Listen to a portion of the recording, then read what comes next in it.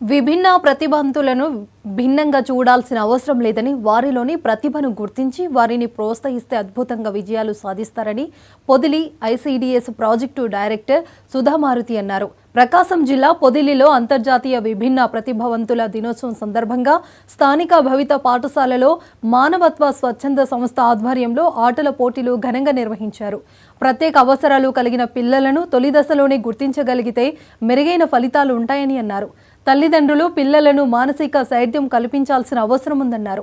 అనంతరం మానవత్వ ఆధ్వర్యంలో నిర్వహించిన ఆటల పోటీలలో గెలుపొందిన విద్యార్థులకు బహుమతులు అందజేశారు.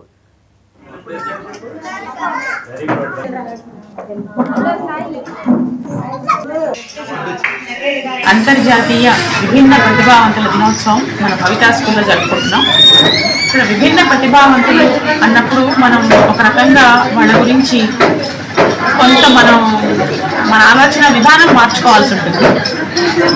ఏంటంటే ప్రతి ఒక్క పిల్లల్లోనూ నిగూఢమైన కొన్ని ప్రతిభలు ఉంటాయి.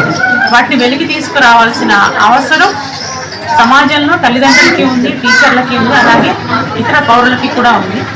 ఇక్కడ పిల్లలని ఇవన్నీ కూడా మనం విభిన్న ప్రతిభావంతులను చిన్నతనంగా చూడాల్సిన అవసరం లేదు. వాళ్ళకి కూడా సరైన శిక్షణను ఇచ్చి వాళ్ళకి అవసరమైన వైద్య సదుపాయం ఇచ్చినప్పుడు వాళ్ళు కూడా మామూలు మనుషుల్లాగే వాళ్ళ పనులు వాళ్ళు చేసుకునేటట్టుగా జనజీవన స్రవంతిలా కలవగలుగుతారు. అలాగే వాళ్ళలో కొంతమందిలో చాలా రకరకాల ప్రతిభలు ఉంటాయి. వాటిని గుర్తించి మనం వాటిని ప్రోత్సహించినప్పుడు వారిలో కూడా చాలా గొప్ప కళాకారులు కానీ లేకపోతే స్పోర్ట్స్ పర్సన్స్ కానీ ఇలాంటి వాళ్ళు తయారవుతారు.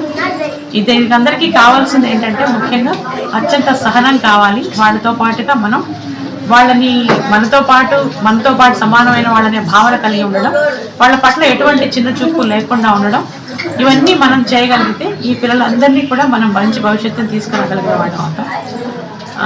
విభిన్న ప్రతిభ అనేది శాపం కాదు. అది మనం ఒక రకంగా దాన్ని మనం కొంచెం సహనంతో మంచి వైద్యంతో పిల్లల్ని వాళ్ళకి కావాల్సిన అవసరాలు తీర్చగలిగితే వాళ్ళని మంచి ప్రతిభావంతులుగా మనం తీర్చగలిగే అవకాశాలు అయితే ఉన్నాయి. అంతర్జాతీయ విభిన్న ప్రతిభావంతుల దినోత్సవం మన భవితా స్కూల్లో జరుపుకుంటున్నాం. ఇక్కడ విభిన్న